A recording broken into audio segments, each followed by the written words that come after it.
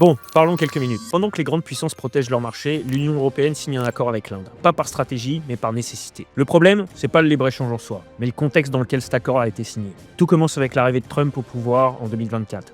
À ce moment-là, les Européens se rendent bien compte que le marché américain sera plus jamais favorable pour eux. Malgré tout, ils tentent quand même de négocier. Puis ensuite, arrive le problème avec le Danemark et le Groenland. Et là, c'est la claque en pleine gueule.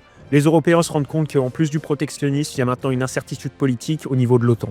Et c'est là que se présente en sauveur l'Inde. Avec un accord en négociation depuis plus de 20 ans, il suffit juste à l'Europe de signer un bout de papier pour pouvoir avoir accès à un marché de plus de 1 milliard d'individus. Et c'est exactement ce qu'ils vont faire. En moins d'un an, cet accord a été signé et ça va permettre à l'Europe de bomber un petit peu le torse sur la scène internationale. Et c'est également un bon move économique puisque le marché américain est en train de se fermer. En plus, l'Inde est l'un de ces pays qui est connu pour ne pas toujours être aligné sur la position américaine, ce qui leur donne une certaine forme d'indépendance. On l'a bien vu dans les affaires avec les Russes où les Indiens ont refusé de ne plus acheter du pétrole, ou quand les Américains ont essayé de leur imposer des sanctions et les Indiens ont immédiatement répliqué. Alors sur le papier, c'est le meilleur accord du monde, tout le monde est gagnant-gagnant.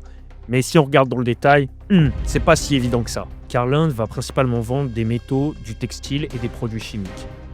Ça, ce sont des secteurs qui sont déjà très présents dans son économie. Ce qui veut dire que maintenant qu'ils ont accès au marché européen, ils vont pouvoir augmenter leur production et s'affirmer en tant que puissance industrielle. Alors que dans le cas de l'Europe, c'est pas du tout la même chose. On va surtout vendre du vin, de l'automobile et des produits pharmaceutiques. Et tous ces secteurs que je viens de vous citer, ce sont ceux qui ont été impactés par les tarifs de Trump. Ce qui veut dire que dans le cas de l'Europe, on est plutôt dans une logique d'écoulement des stocks déjà existants. Et c'est là qu'on se pose des questions, parce que ça révèle que le marché européen, bien qu'il soit le plus grand du monde, il peut même pas absorber sa propre production. Et c'est même pas une question de taille, parce que c'est une question de volonté et de stratégie. Et oui, parce que l'Europe pourrait faire exactement la même chose que font tous les autres grands pays, c'est-à-dire voter des lois pour s'assurer un marché intérieur fort. On le voit avec l'Amérique qui fait par exemple le CHIPS Act ou qui fait de la subvention dans certains secteurs stratégiques. Ou alors les Chinois qui font leur stratégie de double circulation et qui obligent même les entreprises étrangères à faire un partenariat avec une entreprise locale si elles veulent s'implanter sur le marché. Et c'est là que cet accord avec l'Inde illustre parfaitement quelque chose. C'est que l'Europe ne devrait pas chercher sa stabilité à l'extérieur, elle devrait d'abord la construire chez elle. Dis-nous ce que t'en penses en commentaire et abonne-toi si tu veux plus de contenu comme ça.